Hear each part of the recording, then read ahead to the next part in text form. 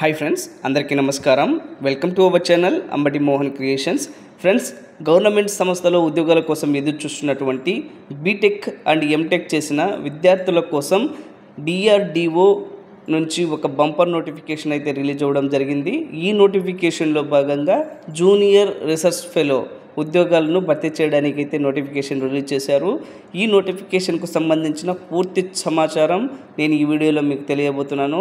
ఈ వీడియోని స్కిప్ చేయకుండా అక్కడి వరకు చూసినట్లయితే ఈ నోటిఫికేషన్ యొక్క పూర్తి వివరాలు మీరు తెలుసుకోగలరు ఫ్రెండ్స్. అలాగే మన ఛానల్ని మొదటగా చూస్తున్నట్లయితే సబ్స్క్రైబ్ చేసి పక్కన ఉన్న బెల్ ఐకాన్ని క్లిక్ చేయడం ద్వారా మనం చేసే వీడియోస్ యొక్క నోటిఫికేషన్స్ ఎప్పటికప్పుడు మీకు అందడం జరుగుతుంది ఫ్రెండ్స్. ఈ నోటిఫికేషన్ యొక్క పూర్తి వివరాల్లోకి వెళ్ళినట్లయితే మొత్తం 28 జూనియర్ రీసెర్చ్ ఫెలో వేకెన్సీస్ని అయితే వీరు భర్తీ చేయడం జరుగుతుందని నోటిఫికేషన్లో క్లుప్తంగా తెలియజేయడం జరిగింది ఫ్రెండ్స్.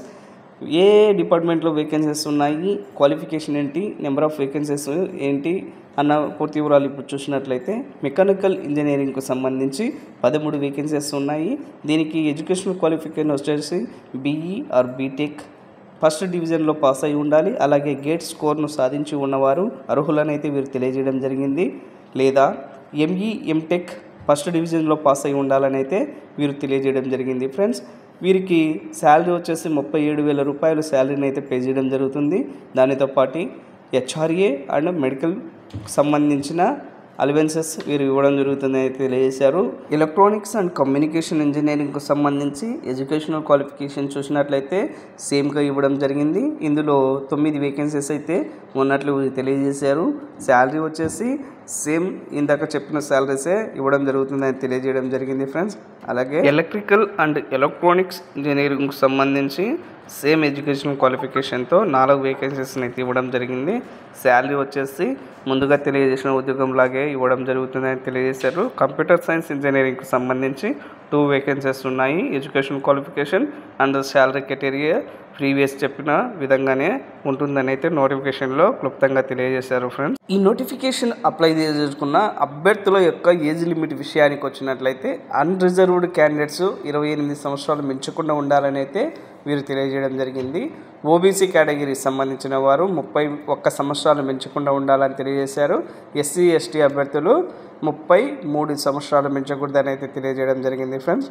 ఎలా అప్లై చేయాలి అన్న విషయానికి వచ్చినట్లయితే అప్లికేషన్ ఫామ్ అనేది అఫీషియల్ నోటిఫికేషన్లో అలాగే ఇక్కడ తెలియజేసినటువంటి అఫీషియల్ వెబ్సైట్ లింక్లో అవైలబుల్లో ఉంటుంది.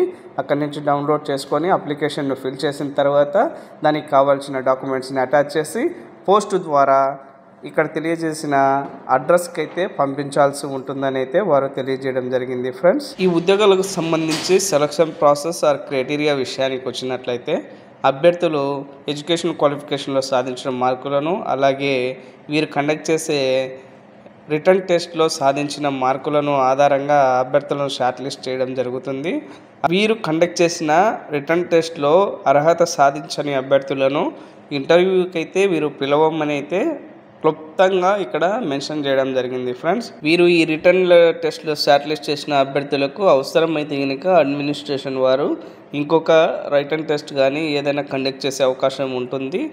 ఈ రిటర్న్ ఎగ్జామ్స్కి అలాగే ఇంటర్వ్యూకు వచ్చిన అభ్యర్థులకు ఎటువంటి టీఏడిఏ వీరు పే చేయమని అయితే నోటిఫికేషన్లో క్లుప్తంగా తెలియజేశారు ఫ్రెండ్స్. ఇక్కడైతే అప్లికేషన్ ఫామ్ను మనం గమనించవచ్చు. ఈ అప్లికేషన్ ఫామ్ అనేది అఫీషియల్ నోటిఫికేషన్లో ఇవ్వబడింది. ఈ అఫీషియల్ నోటిఫికేషన్ పీడిఎఫ్ డౌన్లోడ్ లింక్ని మా డిస్క్రిప్షన్లో ఇవ్వడం జరుగుతుంది.